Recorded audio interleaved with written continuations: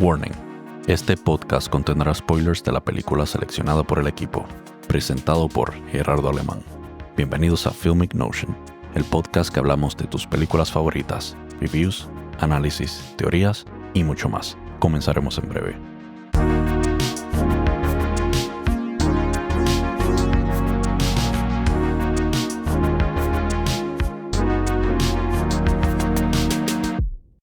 Hola, y vamos a estar analizando la película Gangs of New York con la actuación de Leonardo DiCaprio, Daniel Day-Lewis, Cameron Diaz, Jim Broadbent, John C. Reilly, Henry Thomas, Brendan Gleeson, Liam Neeson, entre otros. Aquí estamos en otro episodio de esos que veo películas durante el fin de semana y las discuto para ustedes en la sección a la que yo le llamo Simplemente Yo. Gangs of New York es una película épica, dramática, histórica del 2002 dirigida por Martin Scorsese y escrita por Jay Cox, Steven Salian y Kenneth Lonergan, basada en el libro de Herbert Asbury de 1928, The Gangs of New York. Martin Scorsese dedicó 2 décadas al desarrollo de su proyecto cinematográfico, que finalmente fue adquirido por Miramax Films en 1999. Esta película marcó el inicio de su colaboración con Leonardo DiCaprio.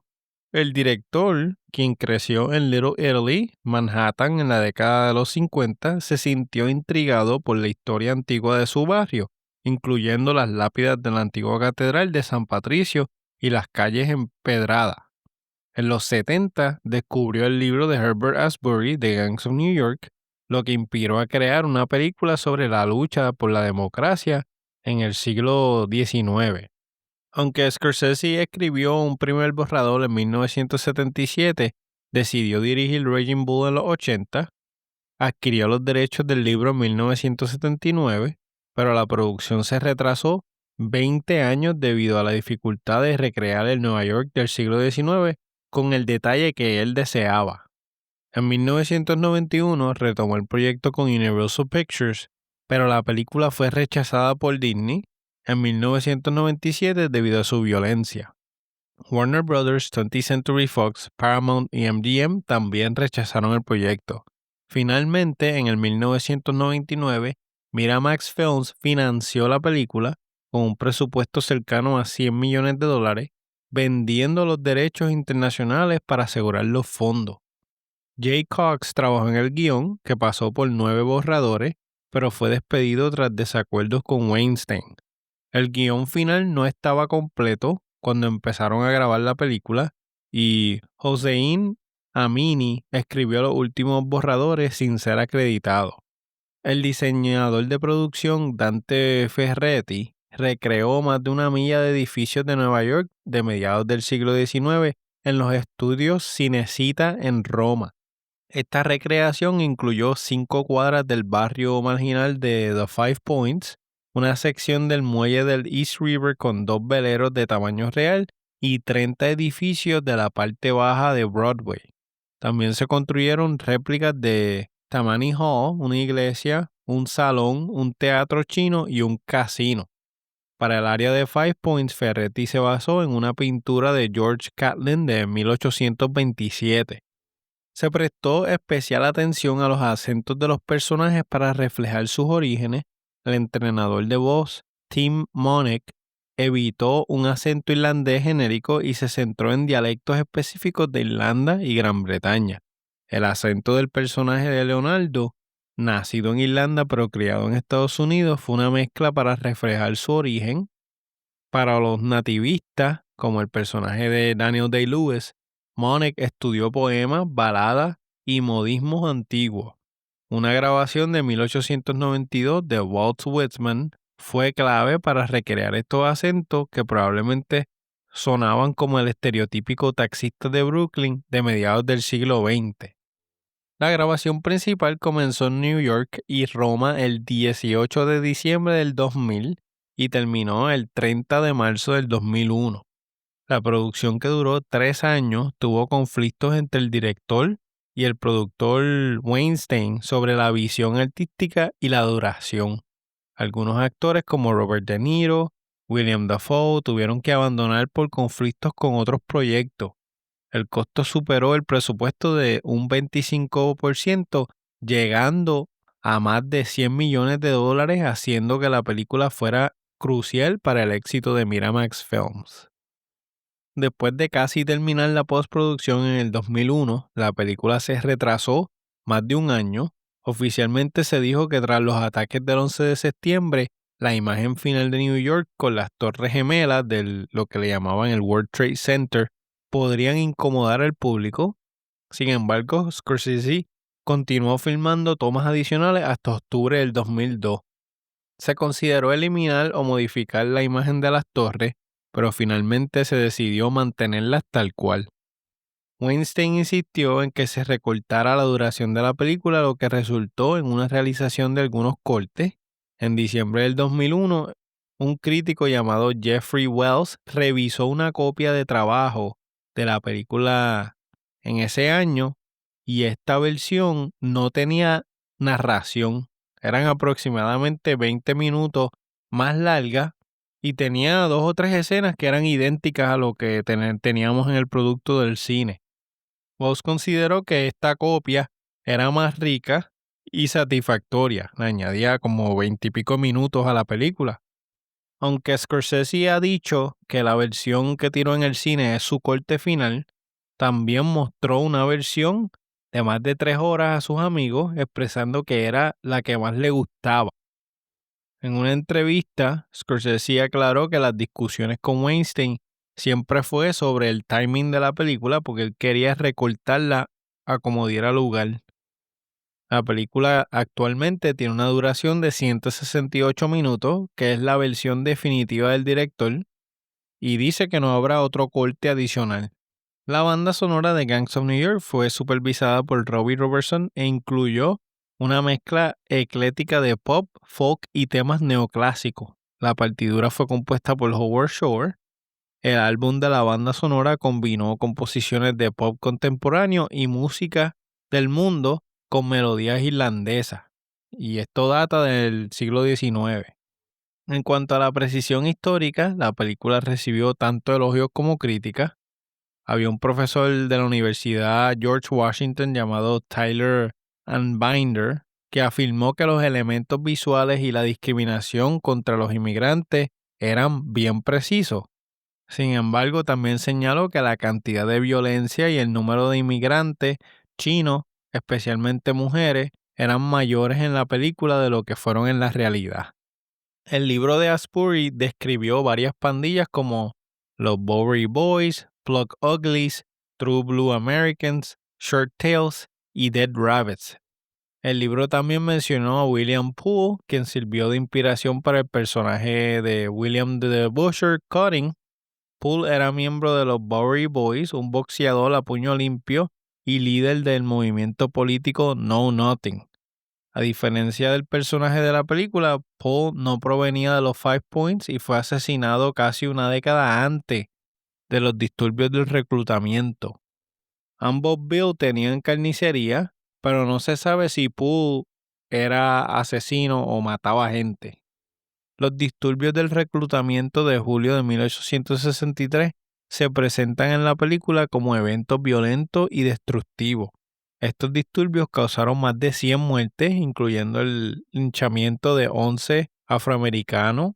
Los irlandeses atacaron a los afroamericanos en parte por temor a la competencia laboral. El bombardeo naval para sofocar los disturbios es completamente inventado. En la película, los chinos americanos tienen una comunidad establecida, pero la migración significativa a Nueva York no comenzó hasta 1869, con la finalización del ferrocarril. Otros detalles históricos también tienen inconsistencias, como el teatro chino en Pell Street, que no se terminó hasta la década de 1890. La Old Brewery fue demolida en 1852, a diferencia de su aparición en la película entre 1846 y 1862-63. También la oración de San Miguel, que esto es recitado por el padre Vallon, que es el personaje de Liam Neeson, no fue hecha hasta 1886. El estreno original de Gangs of New York estaba programado para diciembre del 2001, pero se retrasó un poco debido a la producción y para también evitar conflictos con otra película que Leonardo DiCaprio estaba haciendo o trabajando en ella. Un adelanto de 20 minutos se presentó en el Festival de Cines de Cannes del 2002. Finalmente la película se estrenó el 20 de diciembre del 2002 y recaudó casi 194 millones a nivel mundial. Aunque en un principio Harvey Weinstein dijo que no hubo pérdidas para Miramax, un informe interno de Disney indicó la pérdida de 6 millones de dólares que fue compensada por el éxito del musical Chicago ese mismo año. Recuperaron el dinero por otro lado. La película obtuvo 50 premios y 135 nominaciones. En el 2003 fue nominada a varios premios Óscar, incluyendo Mejor Película, Mejor Actor para Daniel Day-Lewis, Mejor Director para Martin Scorsese, Mejor Guión Original y Mejor Cinematografía. Ese mismo año, Daniel Day-Lewis ganó el BAFTA a Mejor Actor. Martin Scorsese fue nominado al premio David Lean a la dirección. Además, Scorsese recibió el Globo de Oro a Mejor Director y la canción de Hands That Built America fue galardonada con el premio a Mejor Canción Original. Cameron Díaz también fue nominada a Mejor Actriz de Reparto. Thelma Schoonmaker ganó el premio Eddie a Mejor Edición. Dante Ferretti obtuvo varios reconocimientos por su diseño de producción. Finalmente, la película fue nombrada Película del Año en los AFI Awards en los Estados Unidos. Tenían un budget de 97 a 100 millones y han recaudado hasta el momento de esta grabación 193.8. Esta la vi en mi casa un viernes a eso de las 5 de la tarde en mi 65 pulgadas y home theater. Yo recuerdo cuando salió, pero me la compré años después en físico y siempre la tenía pendiente por el simple hecho de que era Martin Scorsese. Cuando esta película salió yo tenía 11 años. Es imposible que la hubiera visto en el cine sin mis papás y no creo que mis papás me hubieran dejado verla. Pero sí me acuerdo cuando salió. Esta yo empecé a verla solo y como 10 minutos mi esposa llegó y se paró al frente de la televisión y no podía parar de verla y le dije, pues siéntate que la voy a empezar. Así que le di para atrás y la vimos desde el principio.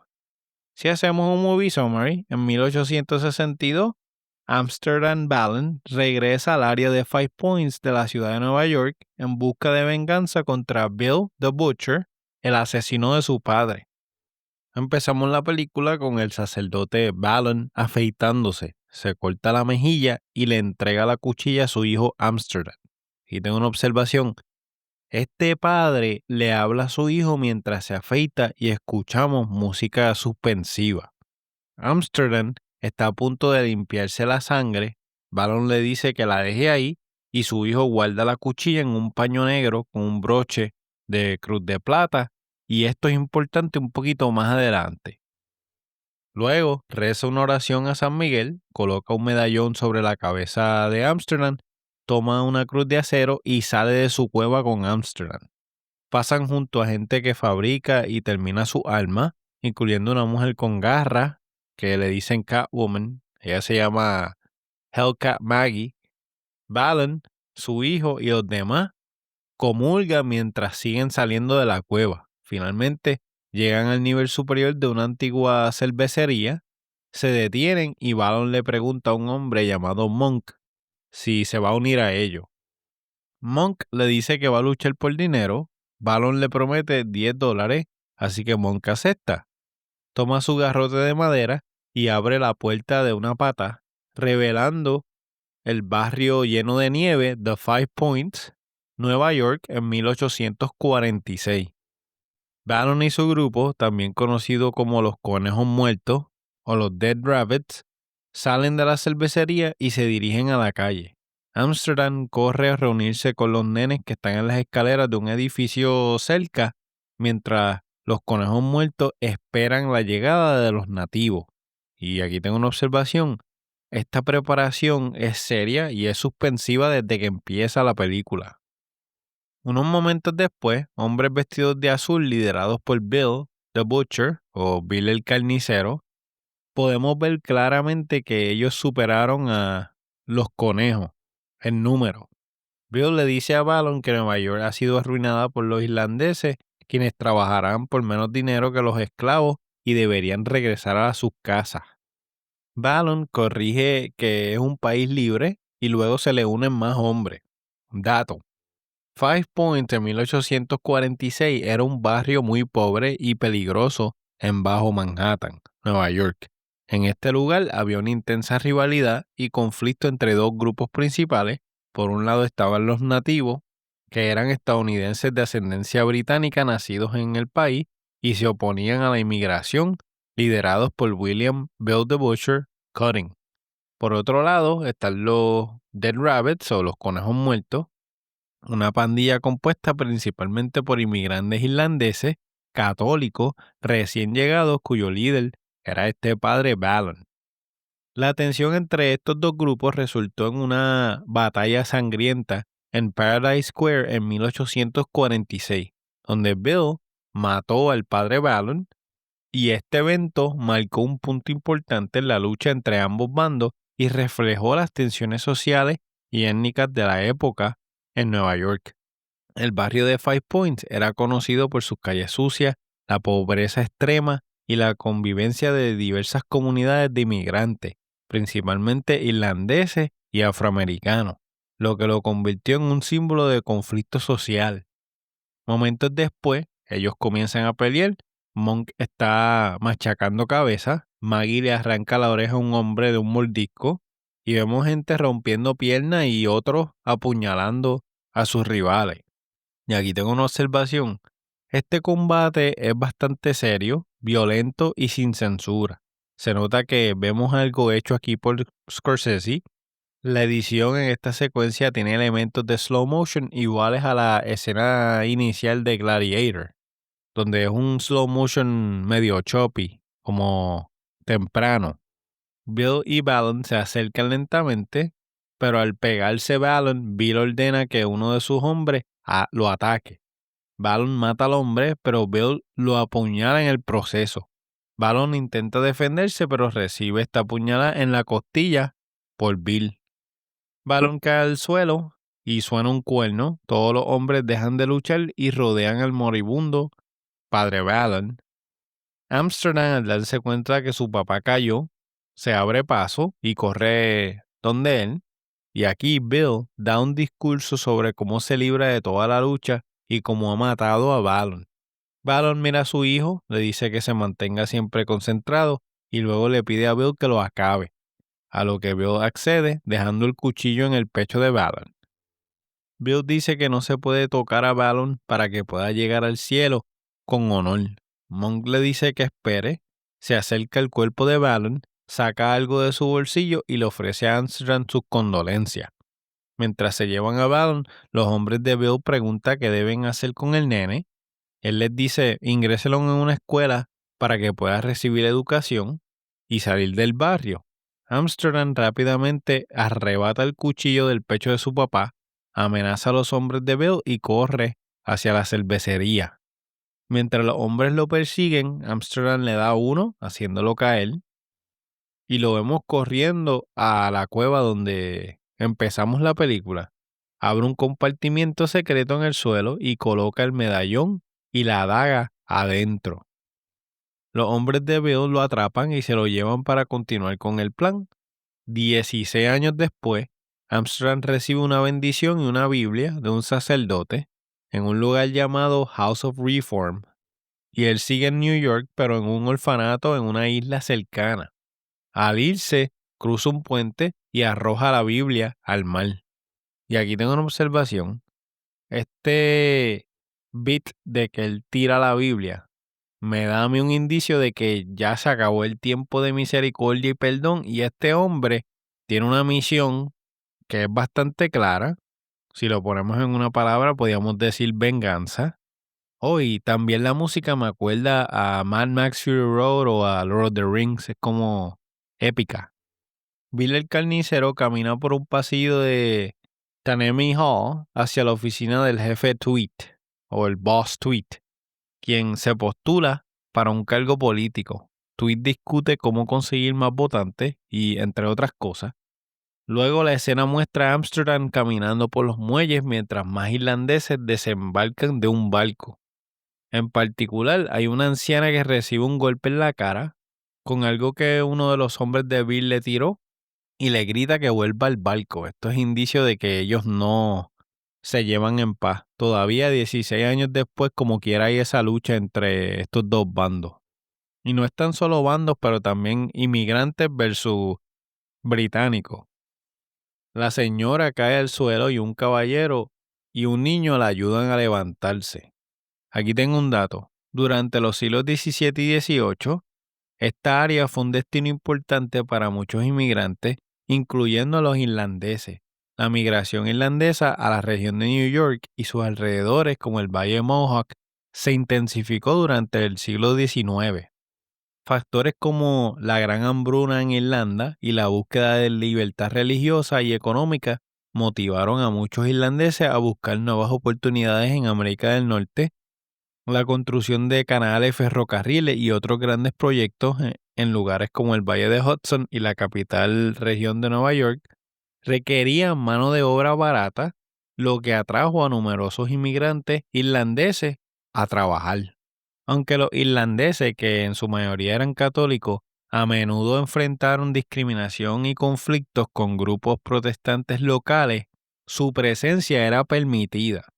La necesidad de mano de obra para el desarrollo industrial y las grandes obras de infraestructura en la región fue un factor clave para que se pudieran aceptar porque había gente local que no quería hacer estos trabajos. Con el tiempo, estos inmigrantes lograron ahorrar dinero para adquirir tierras, construir hogares y formar comunidades. En la actualidad, la situación ha cambiado significativamente gracias a la Unión Europea. Los ciudadanos irlandeses pueden vivir y trabajar libres en los Países Bajos, incluyendo Ámsterdam, sin necesidad de visas o permisos ni trabajo, y gozan de los mismos derechos que los ciudadanos holandeses en cuanto a las condiciones laborales y salario. Amsterdam pasa junto a ellos y es recibido por un hombre que le da la bienvenida, le ofrece pan y le recuerda que vote por Tweet. También le pide a Amsterdam que se aliste en el ejército, pero Amsterdam se niega. Vemos también a otros irlandeses que les ofrecen dinero, 3 comidas al día y otros lujos para su familia si se enlistan de inmediato y se van de una vez. El proceso es fácil, ellos aceptan, firman, se registran, se cambian y suben al barco. Aquí tengo un dato. La historia de Bill y Amsterdam Balance. Todo esto ocurre aproximadamente en 1862. La Guerra Civil estadounidense comenzó en 1861 y finalizó en 1865. En este momento, como se ve en la película, estamos en guerra. Enfrentó a los estados del norte que estaban en contra de la esclavitud y defendían la unión del país, con los estados del sur que apoyaban la esclavitud y querían formar su propia nación.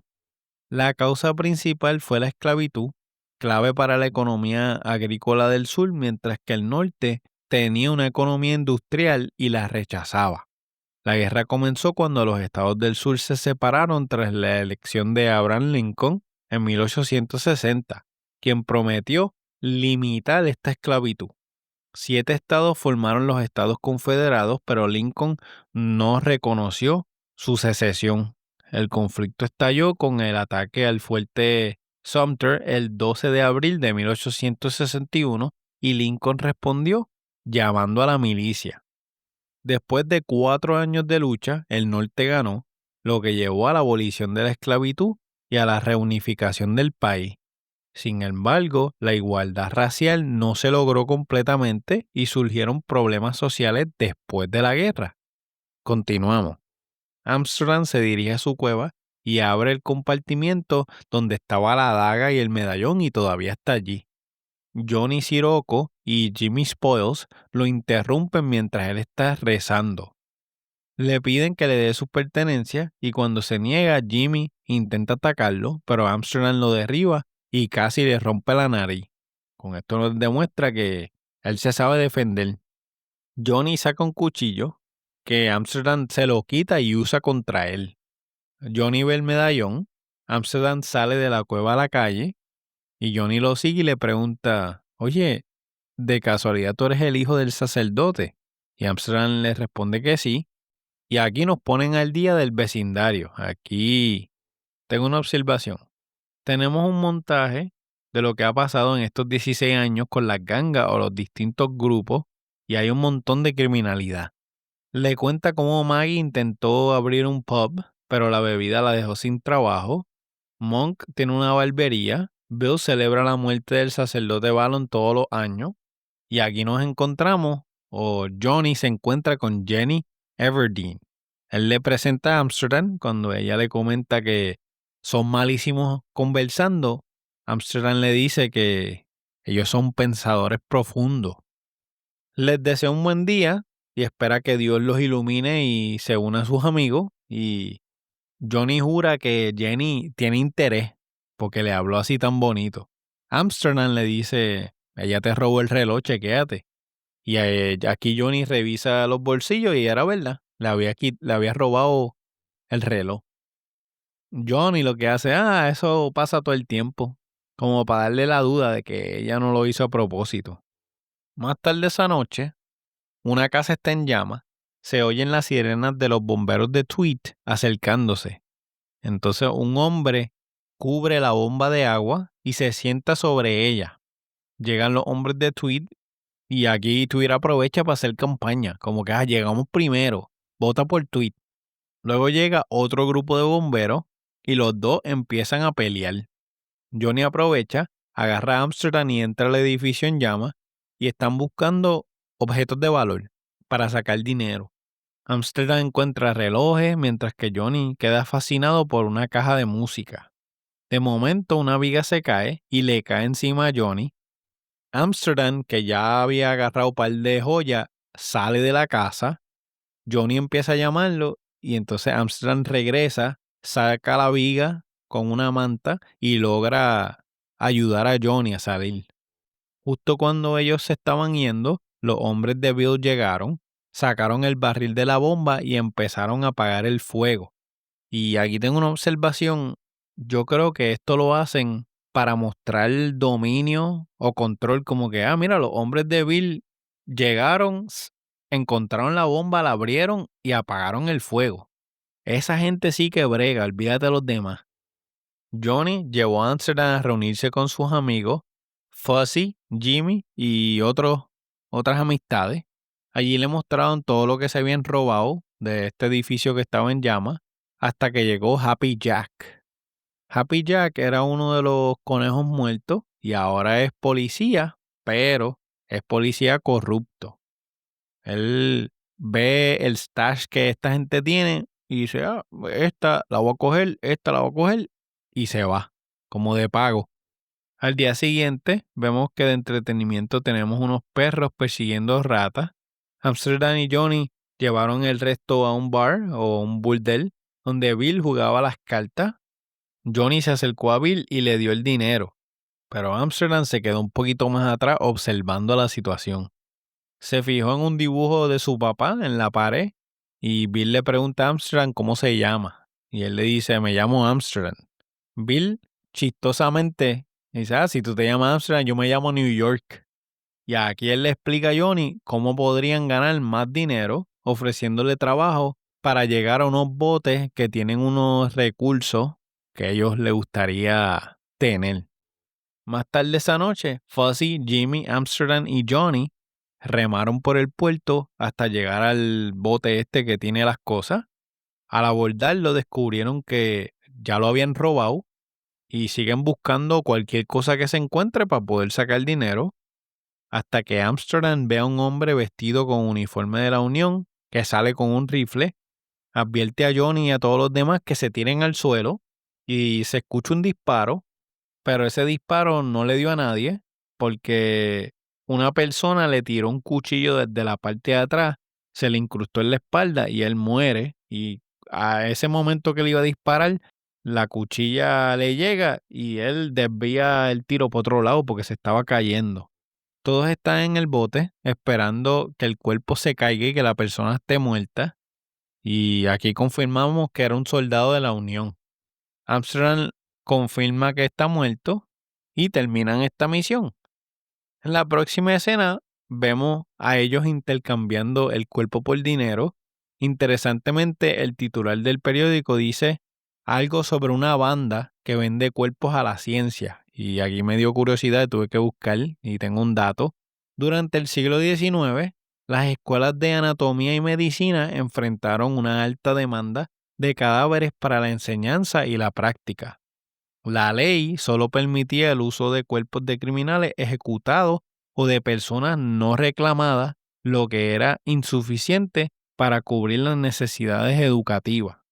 Esta escasez llevó al surgimiento de los resurreccionistas o ladrones de cadáveres, y estos grupos desenterraban cuerpos de cementerio para venderlos a las escuelas y así lo podían estudiar. Aunque era una práctica ilegal y moralmente cuestionable, era común en barrios pobres como The Five Point, donde las tumbas carecían de protección adecuada. Los cuerpos de personas indigentes, a menudo sepultadas en fosas comunes, no tenían vigilancia y eran bastante accesibles y rentables para esta gente, estos resurreccionistas. Un testimonio de 1828 en la Cámara de los Comunes reveló que una banda de resurreccionistas desenterró 312 cuerpos, obteniendo ganancias superiores a las de un trabajador promedio. Este comercio de cuerpos, aunque era controversial, fue una realidad histórica que contribuyó a la enseñanza médica. Casos escandalosos como el de Burke y Hare, quienes asesinaron personas para vender su cuerpo, impulsaron a la creación de la Ley de la Anatomía de 1832. Esta ley reguló la obtención de cadáveres, permitiendo a los anatomistas acceder a cuerpos de instituciones como las workhouses y estableciendo un método legal para este estudio. No era que yo simplemente le traía un cuerpo a una persona, tenía que ser a través de un programa o un establecimiento o algo así, era un poquito más proper. No era como que, sí, mira, aquí traigo este cuerpo, mi nombre es Perencejo y dámelo, chavo. Continuamos. Bill aplaude la rapidez de reacción de Amsterdam, pero su mano derecha, el señor McLowen, no está de acuerdo. Comienzan a insultarse y finalmente empiezan a pelear.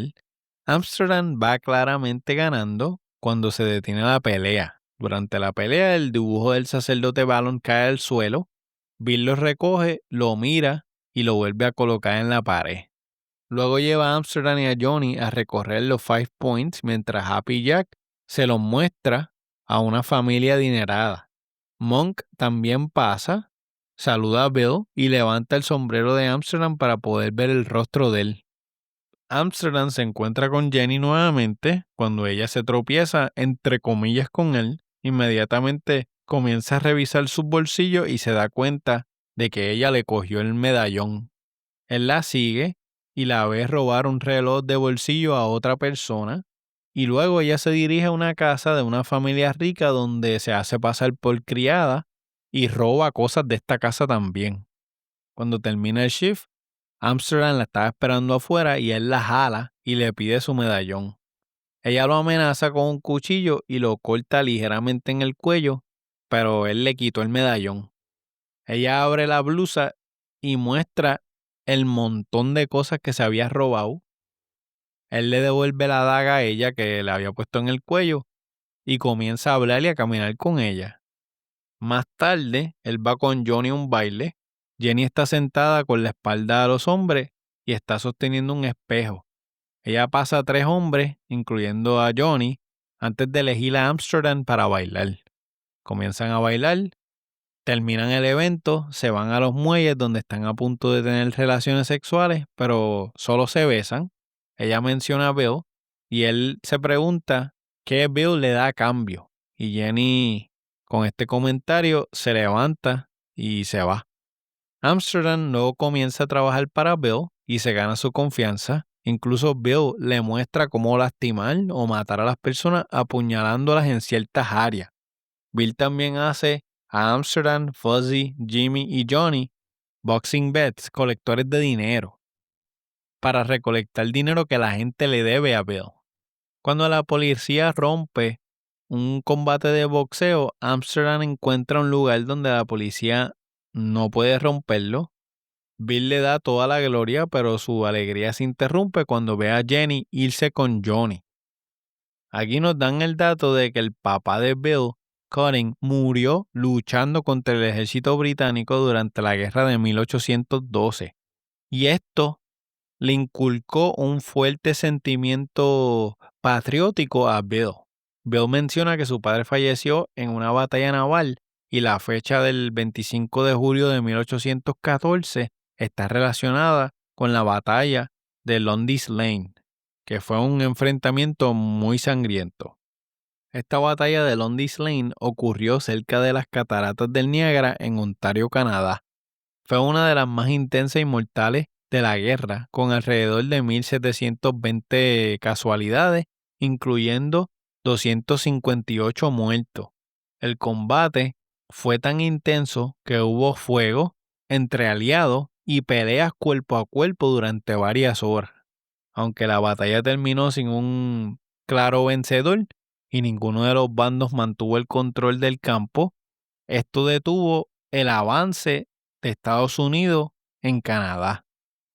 Esto se considera una victoria estratégica para los británicos y canadienses, ya que los estadounidenses tuvieron que retirarse a Fort Erie. Hoy, este lugar es un sitio histórico nacional en Canadá, en Niagara Falls. Más tarde, en una presentación de la cabaña del tío Tom, la audiencia comienza a arrojar verduras en el escenario y un asesino usa esto para tratar de matar a Bill.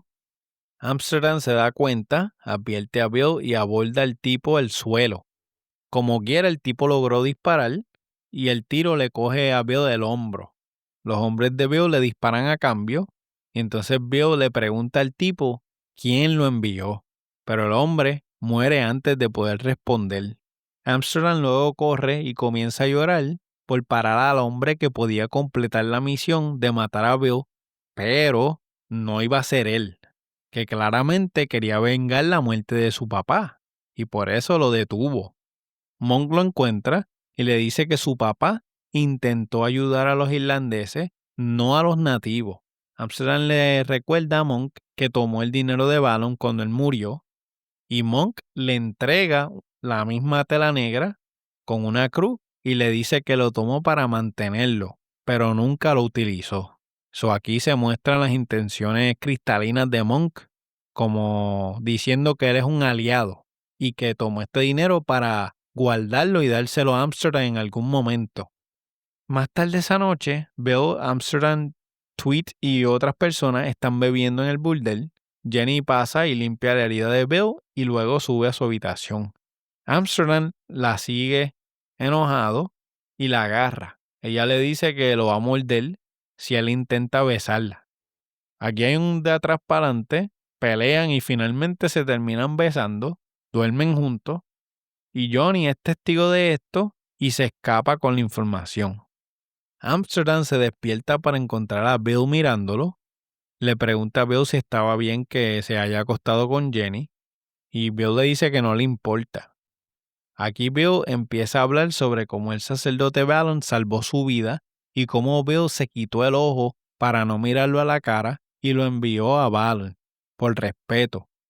Luego describe el día en que él mató a Ballon y Bill luego se va. Amsterdam le dice a Jenny que si quiere saber algo sobre él, debería preguntar. Aquí, lo que yo pienso como audiencia es que Bill ya tiene bastante información como para confirmar de que él es el hijo de Ballon, pero no se lo ha preguntado o no se lo ha dicho todavía, sino nos da como que este indicio de que te estoy dando esta historia para que tú sepas, pero yo tengo idea de quién tú puedes verdaderamente ser. Ella explica cómo Bill la salvó, la acogió después de que su mamá murió y cómo él nunca le puso las manos encima hasta que ella lo dejó. Más tarde esa noche, Monk ve a Amsterdam arrojando una daga a un bloque de madera y es como si Amsterdam estuviera practicando para algo. Tenemos un recordatorio que lee Remembrance of the Great Battle of 1846, de 1846. Esta conmemora un evento importante de la Guerra México-estadounidense, la cual se inició con la invasión de México por parte de Estados Unidos después de la anexión de Texas en 1845.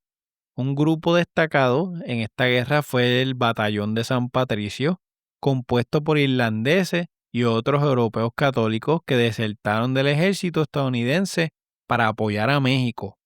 Este batallón tuvo un rol crucial en varias batallas, impulsando su fe y solidaridad con la causa mexicana. Esta conmemoración honra a quienes participaron y sufrieron en el conflicto. Como ejemplo, en 1997, el presidente Ernesto Zedillo recordó el 150 aniversario de la ejecución de los San Patricios en una ceremonia en la Ciudad de México. Este conflicto bélico es un evento que marcó profundamente la relación entre México y Estados Unidos. Se ve a Johnny hablando con Bill y Johnny le cuenta a Bill sobre Ámsterdam y le dice toda esta información de que él es hijo de Valen y posiblemente está aquí para alguna misión. Bill reacciona violentamente, casi matando a Johnny, pero no lo hace. Mientras tanto, se ve a Ámsterdam entrando en un restaurante asiático, creo que se llamaba The Chinese Pagoda. Intenta llamar a Johnny mientras camina hacia su mesa, pero Johnny no hace nada. Se sienta y Jenny viene a él. Un locutor llega hasta Bill y le ruega que actúe con sus dagas. Y aquí es que él pide a Jenny que se pare para él empezar el acto. Ella sube al escenario y Bill comienza a tirar cuchillo. Todos casi le hacen daño. Estuvieron bien cerca de distintas partes del cuerpo de Jenny. Lo que nosotros notamos como audiencia es que Bill está jugando con fuego. Llega un punto en el que la está asustando seriamente e incluso la hiere en el cuello. Luego camina hacia su mesa, dice algunas palabras sobre Valen y levanta su bebida de fuego. A este punto hay que recordarse que a mí me está que Bill ya sabía de la identidad de Armstrong, pero no lo había confirmado hasta que Johnny le trajo el bochinche completo. Armstrong aprovecha y le lanza una daga a Bill, quien la golpea, y entonces sus hombres agarran a Armstrong y Bill lo hiere apuñalándolo. Luego coloca a Armstrong sobre una mesa, lo apuñala un par de veces y lo golpea en la cara, logrando mutilarlo. Y aquí tengo una observación. Recuérdense que Bill es carnicero y tuvimos también esa escena enseñándonos cómo usar el cuchillo bregando con carne. Aquí lo vemos en práctica con una persona. Jenny se lleva a Armstrong a la cueva del principio, donde lo cuida hasta que él se recupera. Ella quiere ir a San Francisco a sacar oro, porque esa es la movida. Parece que todo el mundo que tiene el dinero va a San Francisco a buscar más riqueza. Cuando se siente mejor, cuelga un conejo muerto en medio de los 5 puntos. Bill envía a Happy Jack a matar a Amsterdam, pero Amsterdam mata a Jack en su lugar. Amsterdam y sus hombres, ahora vestidos de rojo, están cobrando fuerza hasta el punto de que Tweet les pide ayuda para conseguir votos. Y aquí tengo un dato. William McGeer Tweet, conocido como Boss Tweet, fue una figura política prominente en Nueva York del siglo XIX. Lideró Tammany Hall. Esta era una organización del Partido Demócrata que ejercía un control considerable sobre la política de la ciudad y el estado. Tweet fue congresista en 1852 y senador en 1867, pero su poder más significativo residía en sus nombramientos en juntas y comisiones, así como en el control del patrocinio político. A pesar de su influencia, Tweet es principalmente recordado por ser corrupto. Fue condenado por malversar entre 25 y 45 millones de dólares de los contribuyentes, aunque alguna estimación elevan esta cifra a 200 millones. Para lograr esto, utilizó su bufete y empresa y así lograr extorsionar y cobrar de más al gobierno. Además, estableció el círculo de Tweet al colocar a sus allegados en puestos clave. Tweed también realizó contribuciones a la comunidad, aprovechó el gobierno para proporcionar servicios sociales como orfanatos, casas de beneficencia y baños públicos. También abogó por el apoyo legislativo a escuelas, hospitales y organizaciones benéficas católicas. Durante su gestión se llevó a cabo la expansión de Broadway, se aseguró el terreno para el Museo Metropolitano de Arte y se desarrollaron áreas como el Upper East Side y el Upper West Side, aunque estos proyectos también beneficiaron a su círculo más cercano. Finalmente, Tweed fue arrestado por corrupción, aunque logró escapar de la cárcel una vez, fue recapturado y falleció en prisión en 1878 debido a una neumonía. Continuamos con la película. En otras noticias, Johnny le dice a Amsterdam que fue él el que lo choteó y en cambio Amsterdam le dice que se vaya y no regrese. Bill se entera de lo que hizo y termina mutilando a Johnny y Amsterdam tiene que matarlo para acabar su sufrimiento.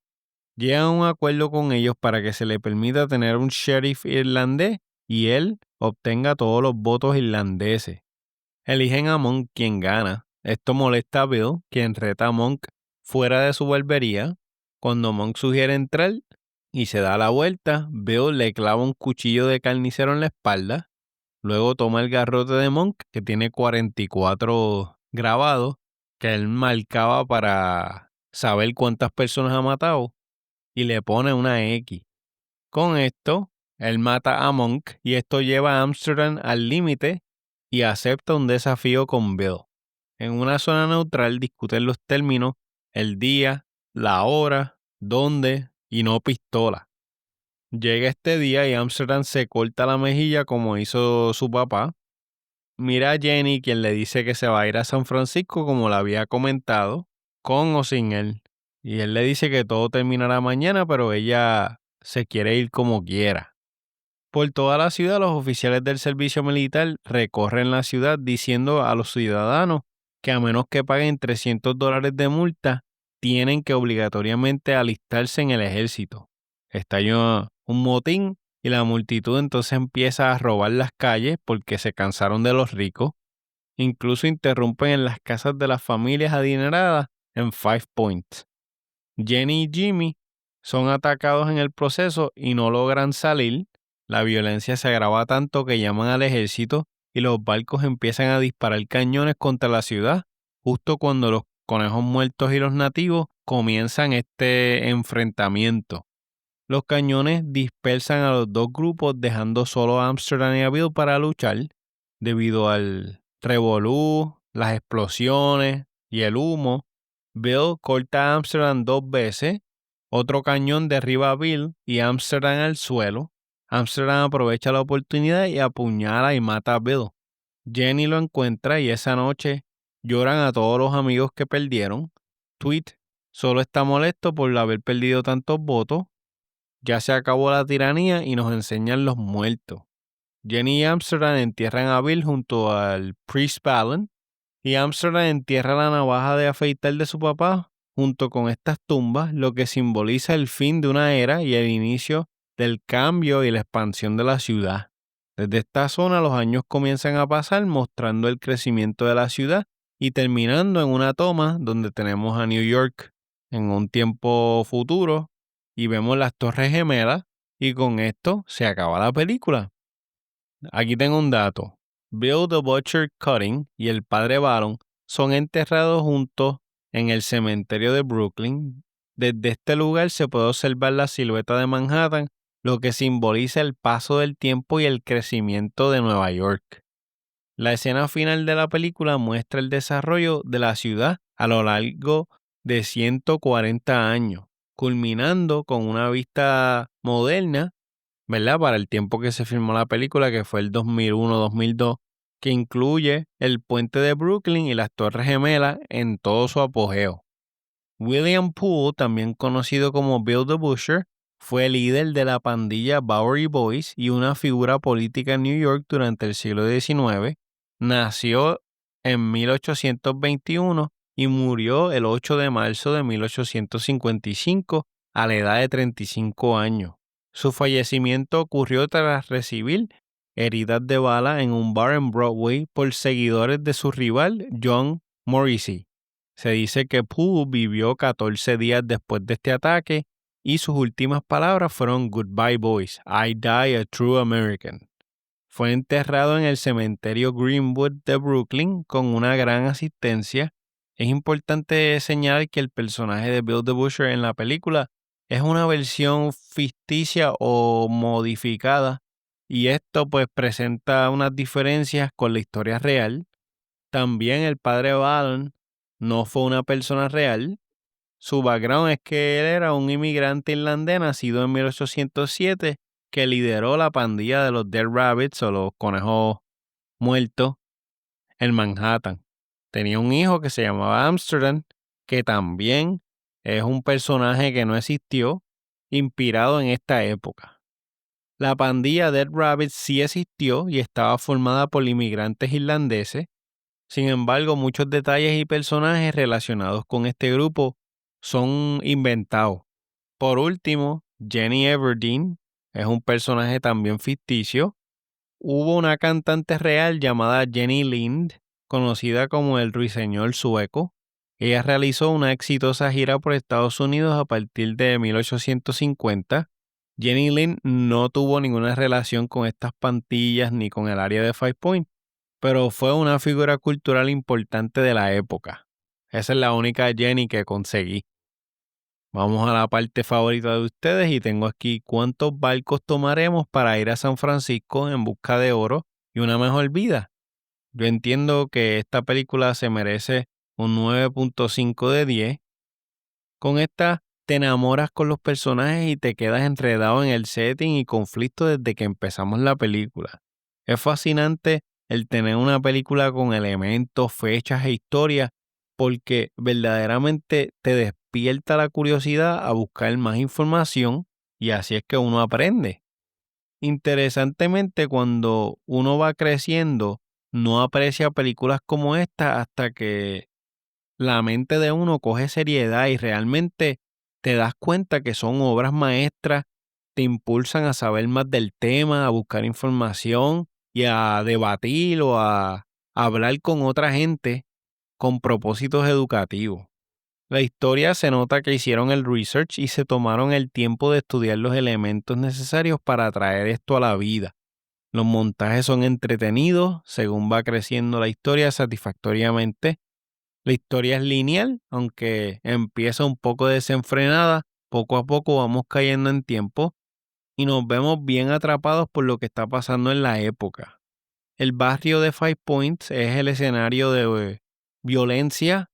Hay lucha por el control social y político entre pandillas anglo-protestantes e inmigrantes irlandeses, lo que nos enseña la dificultad de una convivencia pacífica entre estos grupos. Bill the Butcher encarna una visión restrictiva de la identidad americana que excluye a los inmigrantes como verdaderos estadounidenses. La película presenta una concesión de identidad un poquito más abierta, basada en la equidad y la ciudadanía, respaldada por figuras como Abraham Lincoln. La participación de inmigrantes irlandeses en la guerra civil y sus sacrificios desafían directamente la perspectiva cerrada o limitada de Bill. Tenemos también la corrupción política a través de Tweet, quien manipula el voto de los inmigrantes para mantener su poder. Su enfoque es egoísta, pero no representa una forma política más estructurada en comparación con la violencia que se hace en las calles con estos grupos. Por otro lado, la religión, en lugar de ser un factor que nos une, intensifica los conflictos y las pandillas invocan a Dios para justificar sus actos violentos. La paz en Nueva York no se alcanza mediante el diálogo, sino por medio de la violencia o la fuerza. También tenemos la intervención militar que pone fin a todo este revolú con esa pelea final. Tenemos la trama de la venganza de Amsterdam contra Bill. Entre los highlights están las actuaciones, colorización, vestimenta y set. Tremendo cast y actuaciones que elevan la película hasta lo más alto. La colorización ayuda a transmitir el ambiente con art direction y set de los 1800. Y aunque yo no viví en esa época, mientras estamos viendo, no me desvía la mente hacia otro lugar. Te convence que de verdad estamos en estos barrios o vecindarios. Y esto va de la mano con vestimenta y make-up. Esos personajes, específicamente Bill, Amsterdam, Jenny, nos convencen y llevan la película perfectamente bien. Mi escena favorita viene siendo la escena que Bill está tirando los cuchillos. Esta secuencia completa da miedo, pero está bien hecha. Y la otra diría cuando Jenny y Amsterdam bailan, aunque no lo niego, la escena inicial con la preparación, la caminada, la pelea, tenemos el padre, tenemos a Bill y los vemos por primera vez. Ese enfrentamiento también estuvo bueno.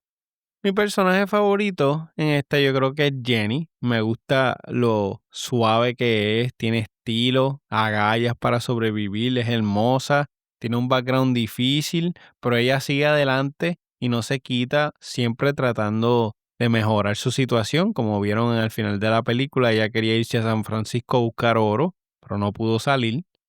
Comprendemos también un poco su relación con Bill y un poquito de esa dependencia con él, porque cuando ella más lo necesitó, él estuvo ahí. La cinematografía está por la maceta, como decimos en Puerto Rico. Le quité .5 por los efectos especiales en algunas escenas, pero honestamente, si lo piensas, en ese tiempo no se veía tan mal. Así que es un 10 camuflajeado. La música nos guía bien durante la película por las distintas emociones, igual el sound engineering, se cubren las bases. Por ejemplo, en la escena donde Bill está enseñando la técnica de cómo cortar los animales, tú puedes escuchar los cuchillos entrando y saliendo por la carne y esto genera tensión. Un detalle mínimo, ¿verdad? El personaje de Daniel Day-Lewis lo vemos sudado, lo vemos siempre como molesto, y esto es algo que es mínimo, pero atrae tanto cuando lo vemos. La edición no me molestó y lo interesante es que a pesar de ser una película de historia, ya con ese género, tenemos un producto o nosotros pensamos como audiencia que va a ser un producto denso, pero esta edición entretiene tanto que no se siente y es bastante llevadera. Excelente delivery de líneas y guión. Sinceramente, extrañaba ver a Daniel Day-Lewis en pantalla. Qué bueno que lo tuvimos.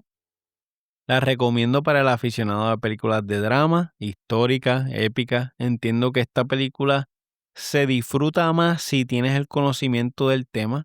Esto es algo que a mí me faltó cuando la vi, pero ya preparando el escrito, ¿verdad? Para hacer el episodio, busqué bastante información y ahí fue que los cabos que estaban sueltos los até y me gustó más todavía. Está diseñada para que tú como audiencia salgas del cine o la termines de ver en tu casa y busques información. Hay escenas violentas y podrían ser morbosas, así que cuidado con eso.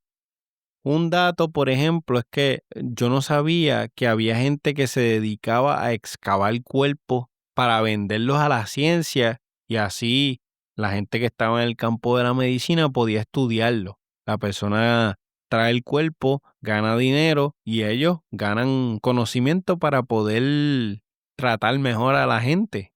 Esto también podría servir de etapa, ¿verdad? Para organizaciones o gangas que se dediquen a matar gente y pues de momento te traen un par de cuerpos que los encontramos, pero es todo por la ciencia. Definitivamente las recomiendo, es de esas películas que compraría para tenerla en mi colección. Si no la tiene, debería. Yo tengo una copia, creo que es en DVD. En algún momento la enseñaré para físico en el mundo digital. Ya con esto acabamos, es un 9.5 de 10. Gracias por escuchar este episodio del podcast, espero que les haya gustado. Nos pueden escribir un email a filmignotionpodcast@gmail.com o seguirnos en las redes sociales como Filmignotion Podcast en Facebook e Instagram. Suscríbanse, dejen su review en la plataforma favorita, nos pueden escuchar en Podbean, Spotify, Apple Podcasts, Podchaser, Listen Notes y la página oficial. También tenemos el perfil de Letterboxd, el canal de YouTube y el servidor de Discord. Hay un tab nuevo llamado Butaca de Propuesta. Ustedes me pueden dar una película que quieren que yo discuta y con mucho gusto la añadimos al portafolio. Si quieres recibir correos electrónicos cada jueves cuando publico, tengo un tab también en filmicnotionpod.com que se llama ¿Quieres emails semanales? Llena la forma, te tarda 2 minutos y cada jueves te envío un email. Físico en el mundo digital es el blog donde enseño mi colección de películas físicas. Está en formato escrito y en formato video en el canal de YouTube. Y por último, encontrarás el botón de donaciones. Todo el dinero que recibo lo utilizo para el podcast y las redes sociales. Los quiero mucho. Gracias por su apoyo. Y como siempre les digo, hasta la próxima. ¡Chequeamos! Gracias por escuchar este episodio de Filmic Notion. Esperemos que les haya gustado el podcast. Las películas revisadas aquí son propiedad de los titulares de los derechos de autor y no se pretende ninguna infracción al mismo. Este podcast es editado por Gerardo Alemán. La narración oficial de Filmic Notion es traída a ustedes por Gustavo Alfonso.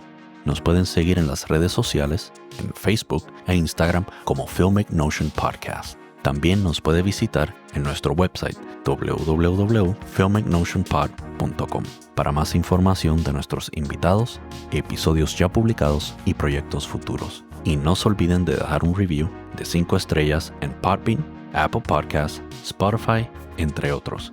Y volver la próxima semana para otra interesante selección. Hasta la próxima.